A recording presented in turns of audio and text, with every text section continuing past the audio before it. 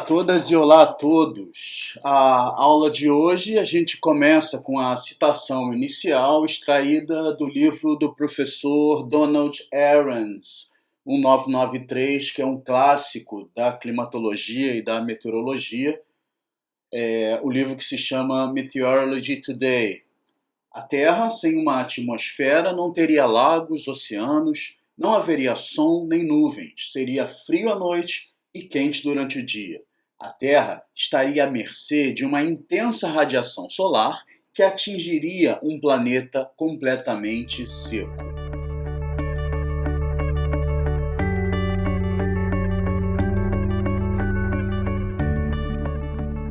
Bom, daí passamos a algumas generalidades sobre o tema, sobre a atmosfera terrestre.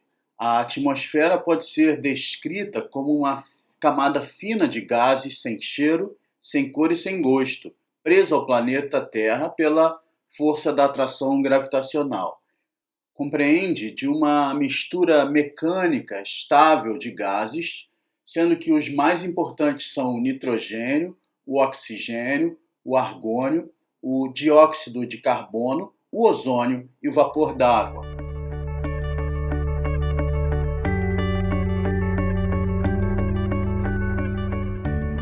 Agora, um pouco sobre as propriedades ópticas da atmosfera.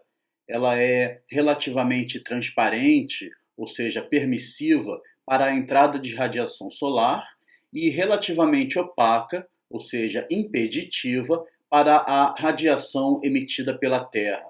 Esse último efeito é conhecido como estufa e é responsável por manter a temperatura terrestre aquecida.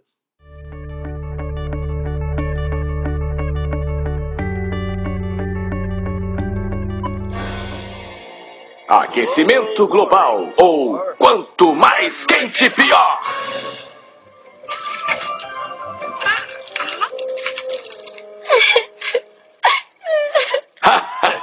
Você deve estar se perguntando por que o sorvete derreteu. Bom, Suzy, a culpa não é dos estrangeiros, é do aquecimento global. Esquecimento global? Bom...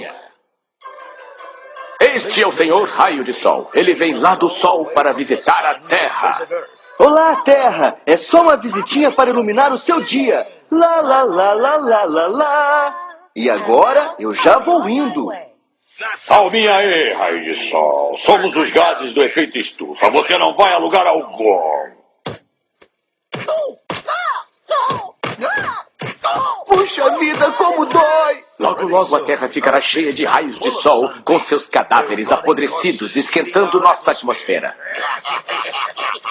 Como a gente se livra dos gases estufados? Felizmente, no último instante, nossos políticos mais bonitos bolaram uma maneira simples de combater o aquecimento global.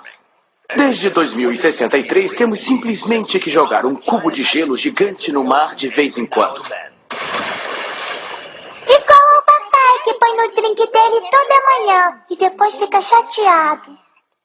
É claro, como os gases do efeito estufa ainda estão se acumulando, nós vamos precisar de cada vez mais gelo. Assim, resolveremos o problema de uma vez por todas. De uma vez por todas!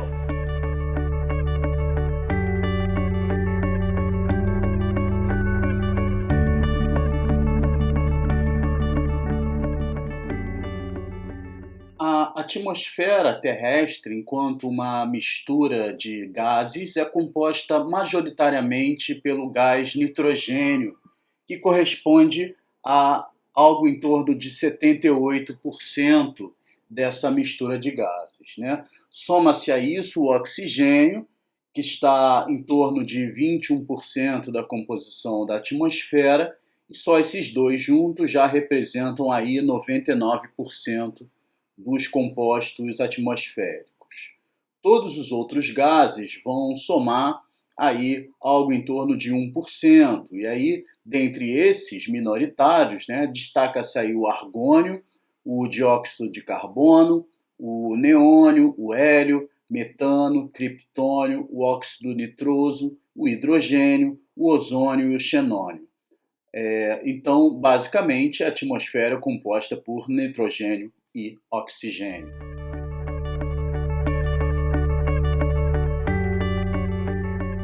mais um pouco sobre as características dos gases na atmosfera. Nós já falamos do oxigênio e do nitrogênio, né, como os principais gases, perfazendo aí 99% da mistura na atmosfera. Eles são gases de origem biológica e eles são de longa permanência, né? Então, eles estão presentes desde que se já conhece a atmosfera como tal. Outro gás que merece destaque é o vapor d'água, né? Uma composição de 2 moléculas de hidrogênio para uma de oxigênio, conhecido, como todos sabem, como H2O, tem origem física e também o vapor d'água é um gás de longa permanência. Adicionalmente, a gente vai ter os monóxidos e dióxidos de carbono, que são gases com concentração variável na atmosfera. Há uma perspectiva de crescimento de suas concentrações, e esses são gases associados à queima de combustíveis fósseis responsáveis pelo aquecimento da atmosfera e pela poluição atmosférica. Além disso, tem-se os gases clorofluorcarbonetados, que são os CF6. Foram durante muito tempo entendidos como vilões da atmosfera, né? São gases de origem industrial, responsáveis por danos à camada de ozônio, que é essa camada que filtra a radiação, o ozônio da atmosfera terrestre, né? Então, aparentemente, mesmo que esses gases CF6 tenham sido banidos da produção industrial, ainda aparentemente eles são encontrados em concentrações crescentes na atmosfera terrestre.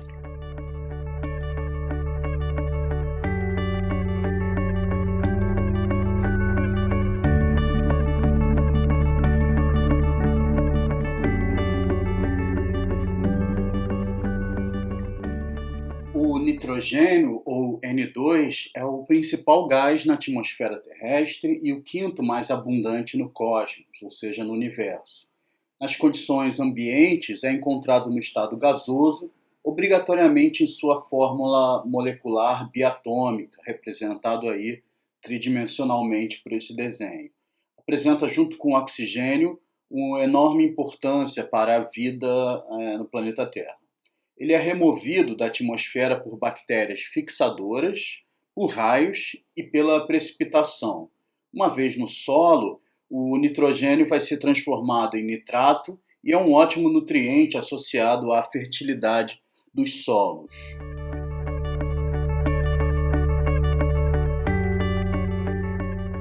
O oxigênio também é um gás diatômico e é o terceiro elemento mais abundante no cosmos.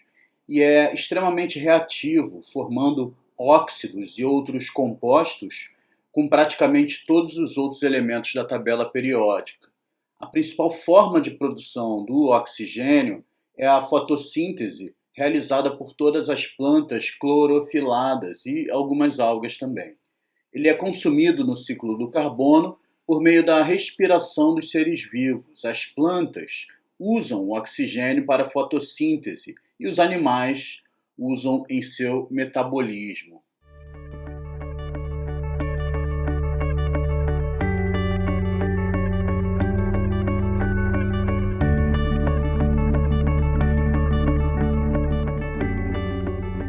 O dióxido de carbono, também conhecido como gás carbônico, é um composto químico, né, constituído por 2 átomos de oxigênio e um átomo de carbono.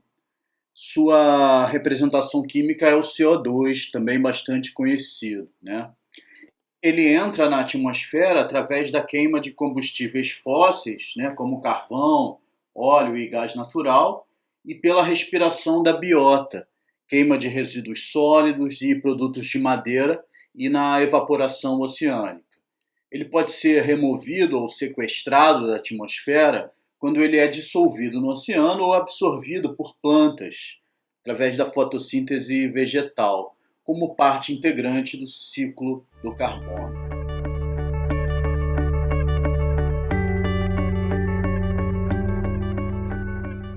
ciclo do carbono é um entendimento bastante importante, também é conhecido como troca do carbono e considera as transformações, né, e as movimentações desse elemento na atmosfera, na litosfera, na biosfera, na geosfera e nos oceanos. Vamos ver um vídeo que pode explicar isso de forma didática, bem rapidamente. O carbono faz um ciclo através dos oceanos, da atmosfera e do interior da Terra, onde se aloja a maior parte dele.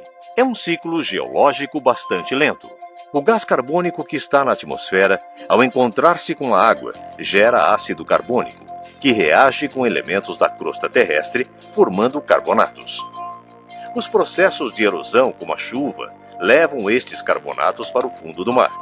Ao longo de milhares de anos, estes sedimentos se transformam em rochas. O ciclo continua quando essas rochas chegam ao manto da Terra e ficam sujeitas a grandes pressões e temperaturas, derretendo e liberando gás carbônico novamente através de atividades vulcânicas. O ciclo biológico do carbono é mais rápido que o geológico. As plantas absorvem o gás carbônico no processo de fotossíntese, produzindo oxigênio e hidratos de carbono. Plantas e animais se utilizam dessa energia contida nos hidratos e emitem gás carbônico, de forma muito parecida com aquela que acontece no motor a combustão. Assim, através da respiração, devolvemos o CO2 para a atmosfera mais uma vez. Através dos processos industriais, transportes e usinas energéticas, o homem passou a retirar o carbono da Terra cada vez mais e num ritmo superior ao lento ciclo geológico. As atividades humanas começaram a destruir aquele equilíbrio do ciclo. Hoje, a concentração de gás carbônico é a mais elevada dos últimos 650 mil anos, gerando um efeito estufa muito superior àquele benéfico ao ser humano.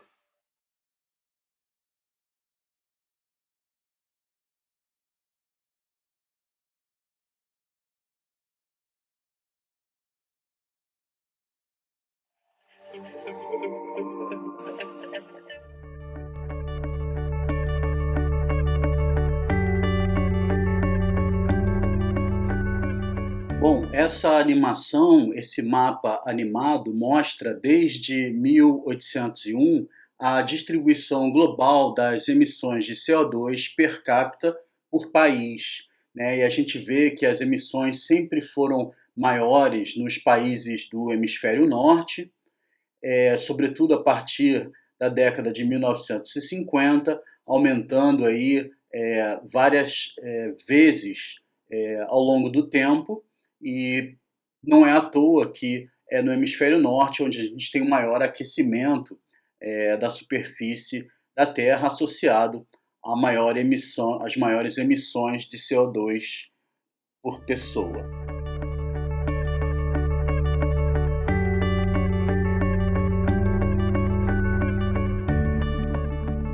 O gás metano, que é o CH4, o biogás, também conhecido como biogás, ele é produzido por processos anaeróbicos em áreas úmidas naturais e plantações de arroz, em sua maioria, né? Também ele ocorre associado a práticas agrícolas, fermentação entérica no intestino de animais, extração de carvão e óleo, erupções vulcânicas, queima de biomassa e o decaimento de compostos orgânicos de resíduos sólidos em lixões e outros depósitos, né, através dessa decomposição.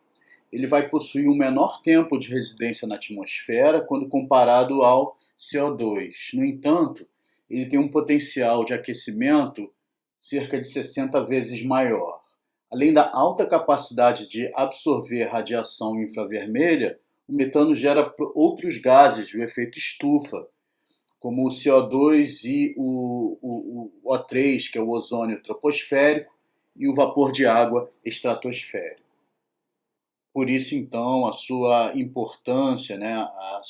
Por isso que é importante o seu controle e monitoramento.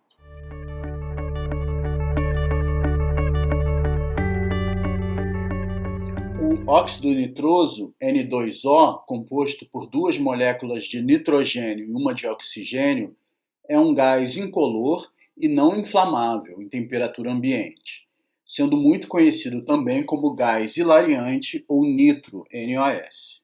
Ele é produzido por fertilizantes nitrogenados de 50% a 75% da sua permanência na atmosfera e processos industriais, sobretudo ligado à agricultura.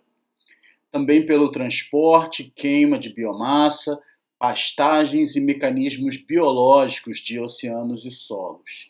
Ele é destruído por reações fotoquímicas na estratosfera para a produção de óxidos nitrogenados.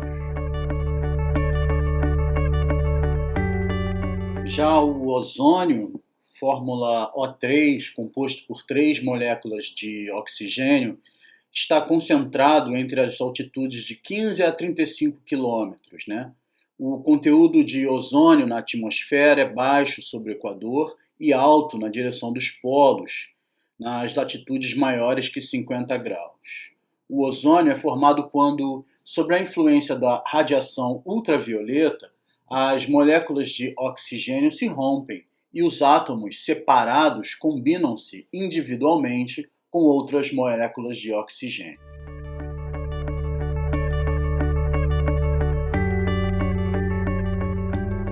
Outro grupo de gases importantes, para o efeito estufa são os clorofluorcarbonetos, ou CF6.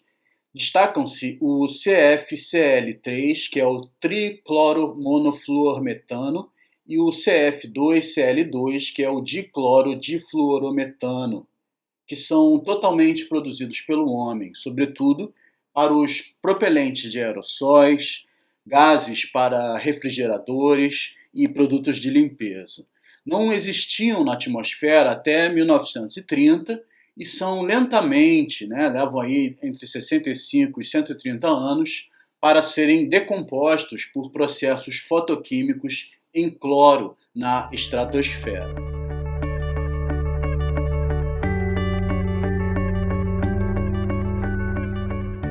Outros gases de efeito estufa também importantes são os halocarbonetos hidrogenados ou hidrofluorocarbonetos. São representados pelas siglas HF6 e HCF6, como exemplo aí o tetrafluoretano.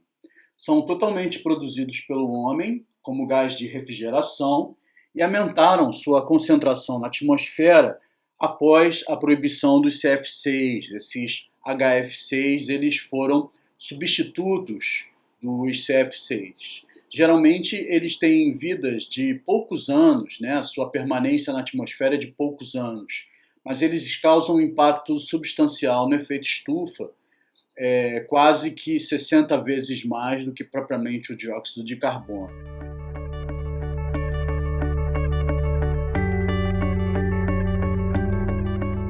O principal gás de efeito estufa é o vapor d'água, Todos sabem que a água é muito eficiente em reter calor. O conteúdo de vapor d'água na atmosfera ele pode variar praticamente do zero em regiões áridas, sejam essas regiões áridas quentes ou frias, até aproximadamente 5% nos trópicos úmidos. Essa concentração de vapor d'água está estreitamente relacionada com a temperatura do ar e com a disponibilidade de água na superfície terrestre. Lembrando que a concentração de vapor d'água na atmosfera é maior próximo à superfície.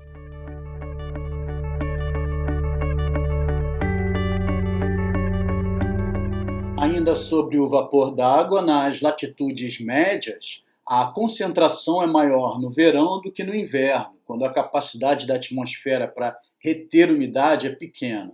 A gente vai voltar a falar sobre isso mais para frente. O vapor d'água é também quase ausente a cerca de 10 a 12 quilômetros acima da superfície da Terra.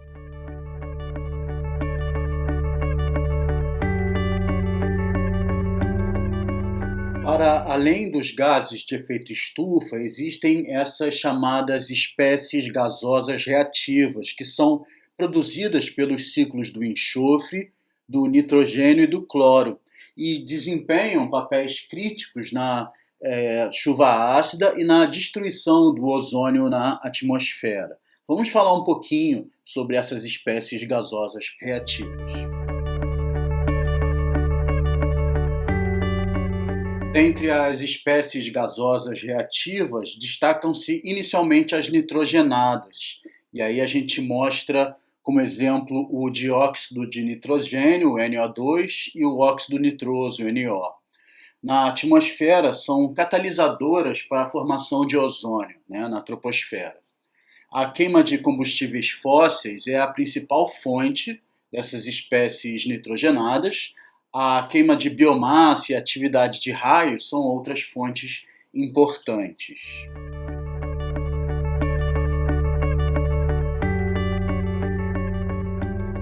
Bom, destacam-se ainda as espécies sulfurosas, e aí como exemplo o SO2, que é o dióxido de enxofre, o H2S, que é o sulfeto de hidrogênio ou ácido sulfídrico, e o DMS, que é o dimetilsulfureto. A origem deles é também essencialmente antropogênica. 90% advém da combustão de carvão e óleo e o resto da fundição de cobre.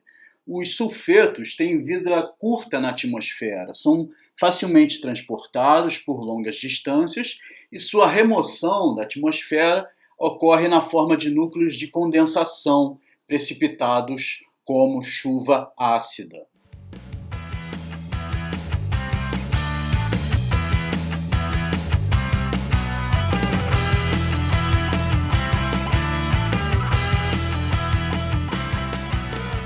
Existem quantidades bastante significativas de aerossóis suspensos na atmosfera.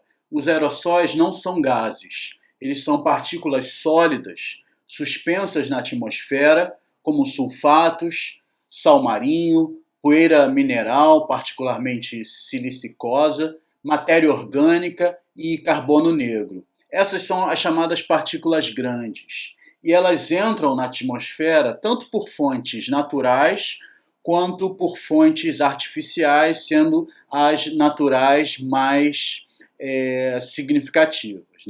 Existem também aerossóis na forma de partículas pequenas, como partículas chamadas de Aitken, e se formam pela condensação de produtos de reações da fase gasosa e de moléculas orgânicas e polímeros.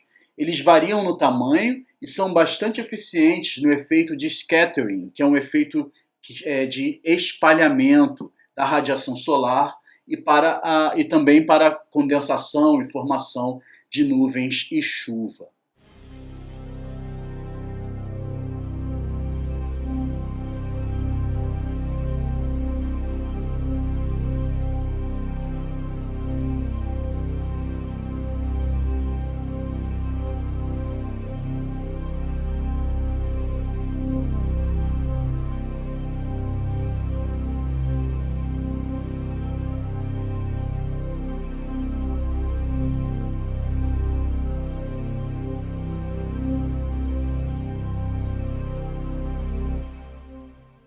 Como você pode ver a atmosfera? A resposta é soprar ao vento. Minúsculas partículas, conhecidas como aerossóis, são transportadas pelo ar ao redor do globo. Essa visualização usa dados de satélites da NASA combinados com conhecimento sobre física e numerologia para rastrear os aerossóis, poeira, fumaça e sal marinho. O sal marinho, mostrado aqui em azul, é captado pelos ventos que passam sobre o oceano. À medida em que as tempestades tropicais e os furacões se formam, as partículas de sal se concentram na forma em espiral que todos nós reconhecemos. Com os seus movimentos, acompanhamos a formação do furacão Irma e vemos a poeira do Saara, mostrada em marrom, ser lavada do centro da tempestade pela chuva. Os avanços na velocidade da computação permitiram que os cientistas incluíssem mais detalhes nesses processos físicos em suas simulações, de como os aerossóis interagem com os sistemas de tempestade. A resolução aumentada das simulações computacionais está aparentemente nos detalhes mais finos, como o furacão Ivan girando no sentido anti-horário. As simulações de computador nos permitem ver como os diferentes processos se encaixam e evoluem como um sistema. Ao usar modelos matemáticos para representar a natureza, podemos separar o sistema em partes componentes e compreender melhor a física de cada um deles. As pesquisas de hoje melhoram a capacidade de previsão do tempo nos próximos anos. O furacão Ofélia foi muito incomum. Ele se dirigiu para o Nordeste, puxando poeira e fumaça do Saara para incêndios florestais em Portugal, levando tanto para a Irlanda quanto para o Reino Unido. À medida em que a velocidade da computação continua a aumentar, os cientistas serão capazes de trazer mais detalhes científicos para as simulações, dando-nos uma compreensão mais profunda do nosso planeta natal.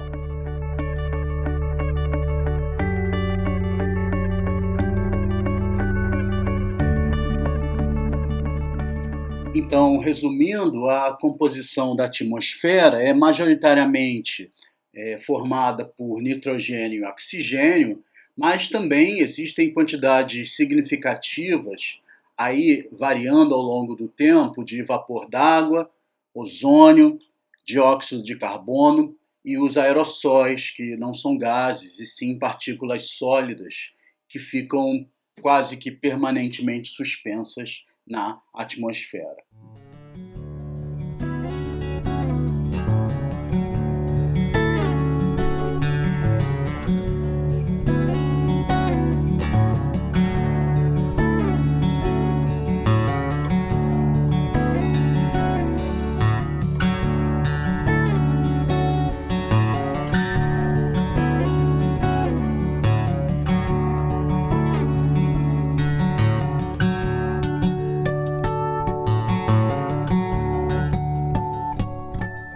A estrutura vertical da atmosfera terrestre nada mais é que o reconhecimento e a sua subdivisão em camadas. As camadas da atmosfera, elas variam basicamente em termos de variação de temperatura e concentração de gases que a compõem, né?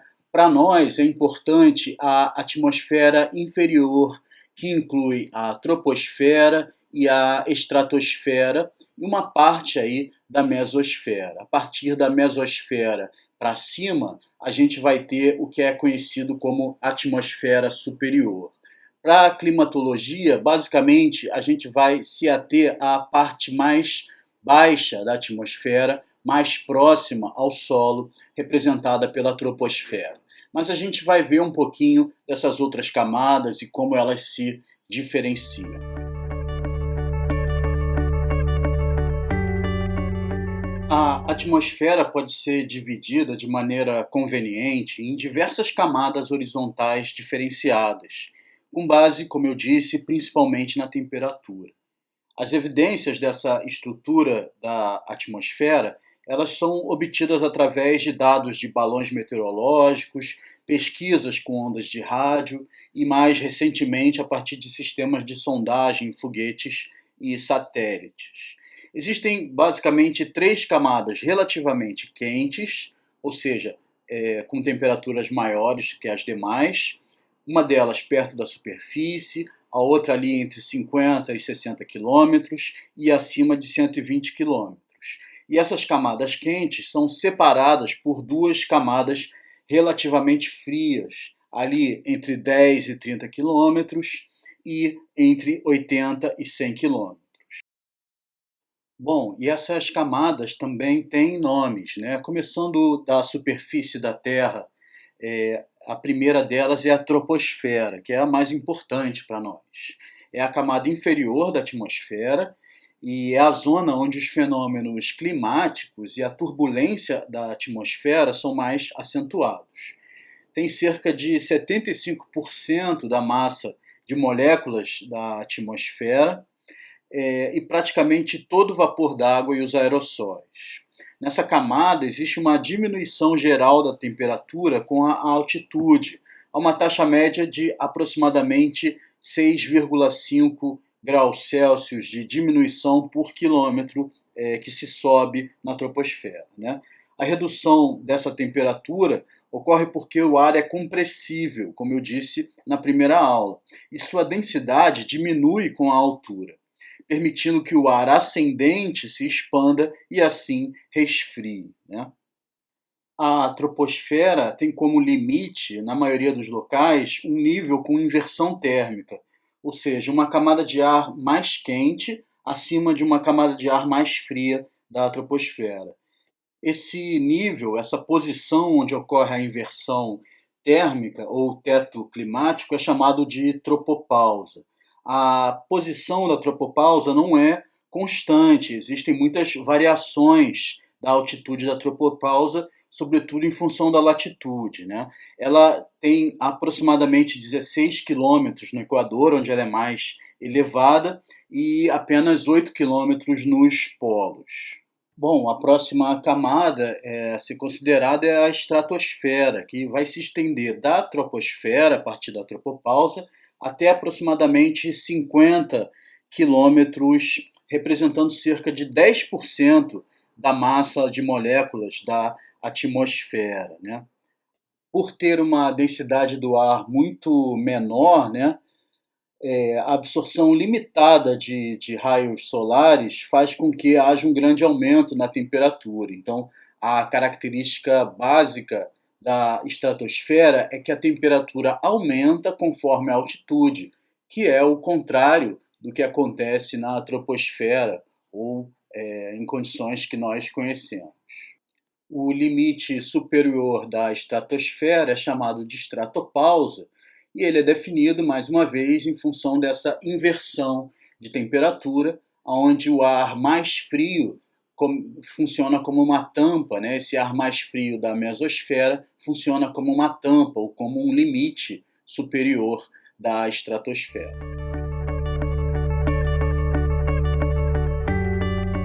Bom, acima da estratopausa, as temperaturas médias chegam a um mínimo de aproximadamente menos 133 graus Celsius, cerca de 90 quilômetros de altitude.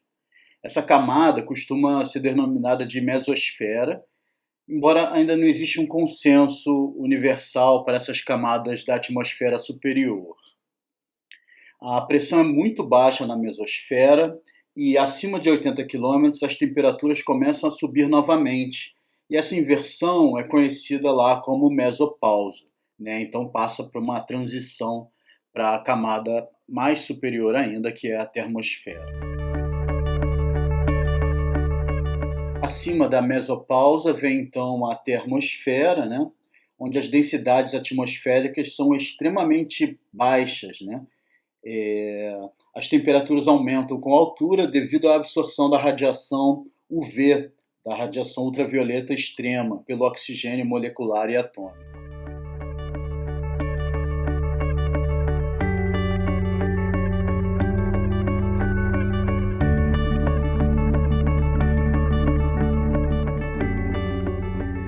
Em relação à massa da atmosfera, né? A atmosfera vai exibir as características principais de todos os gases que a compõem.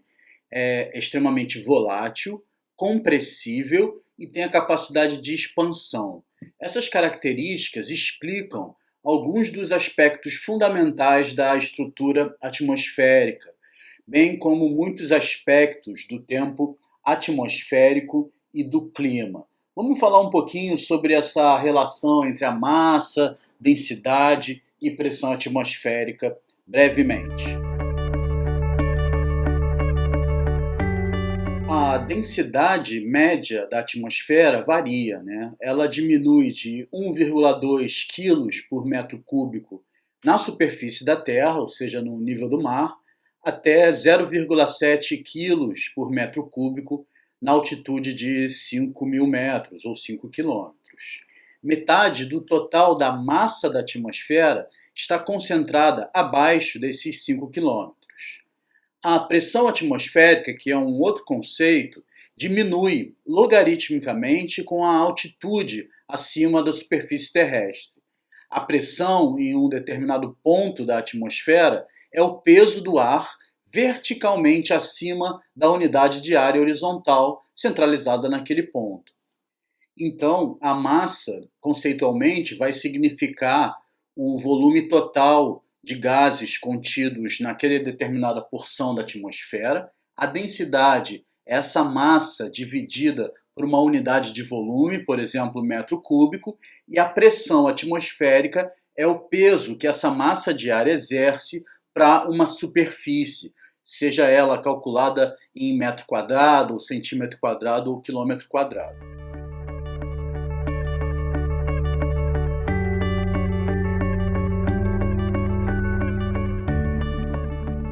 Esse gráfico ele mostra a distribuição vertical da massa da atmosfera. Se a gente observar o eixo horizontal, que é o eixo X, ele tem a variação do percentual da massa da atmosfera, e o eixo vertical, que é o eixo Y, ele mostra a altitude, né, da atmosfera em quilômetros.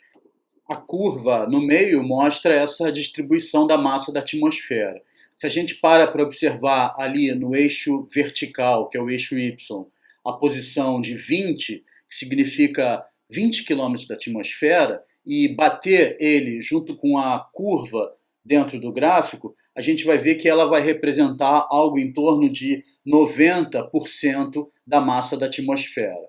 Ou seja, acima de 20 km de altitude, a gente vai ter apenas 10% da massa da atmosfera, sendo os outros 90% situados abaixo da altitude de 20 km, que corresponde aí a toda a troposfera e uma parte da estratosfera, concentrando a maior quantidade de massa atmosférica. A massa da atmosfera está mais perto do solo, basicamente devido à força de atração gravitacional, ou seja, a gravidade empurra a maior parte das moléculas de gases que compõem a massa da atmosfera para baixo, né, junto à superfície. Bom, como eu já havia dito, né, a pressão atmosférica, que é um conceito talvez o mais importante da climatologia, é uma força direcionada para baixo sobre a unidade de área horizontal, ou seja, metro quadrado, quilômetro quadrado, resultante da ação da gravidade sobre a massa de ar acima da superfície terrestre. A pressão atmosférica, à medida em que sobe na atmosfera, o ar vai se tornando mais rarefeito até que o limite externo da atmosfera seja alcançado, penetrando assim no espaço exterior. Por se tornar rarefeito, então, a pressão atmosférica vai diminuindo. A densidade real do ar depende da temperatura, do teor de vapor d'água no ar e da gravidade.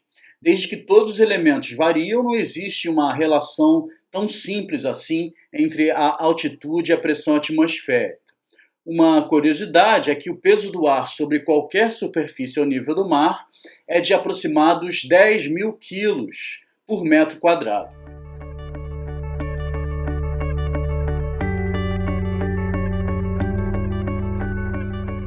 Apesar de não ser uma relação simples, todavia, o relacionamento entre pressão atmosférica e altitude é tão significativo que os meteorologistas frequentemente expressam as elevações em milibares, né, que é uma unidade de pressão.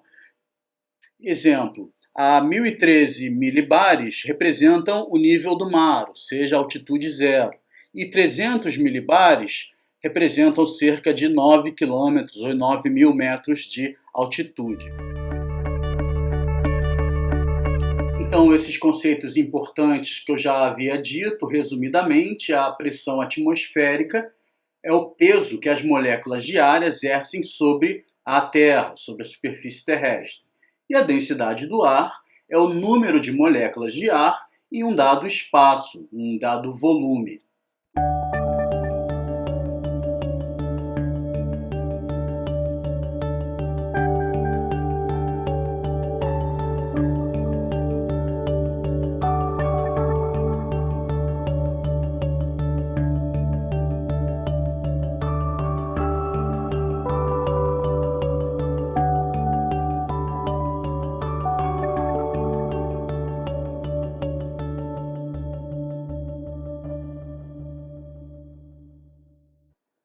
Sendo a pressão atmosférica uma medida como força por unidade de área, a unidade usada é o milibar, MB. A pressão atmosférica medida ao nível do mar é de 1013,25 milibares.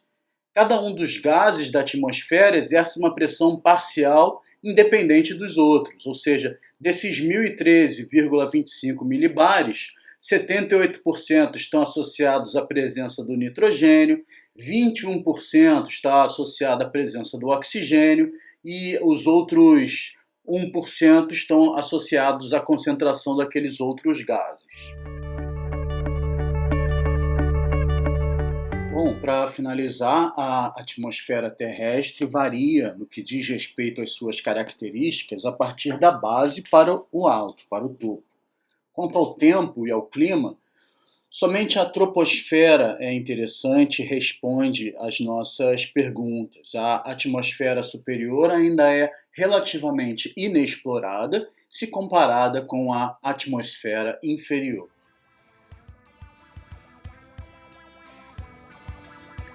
E isso é tudo por hoje. Nos veremos em breve. Cuide-se e fique seguro.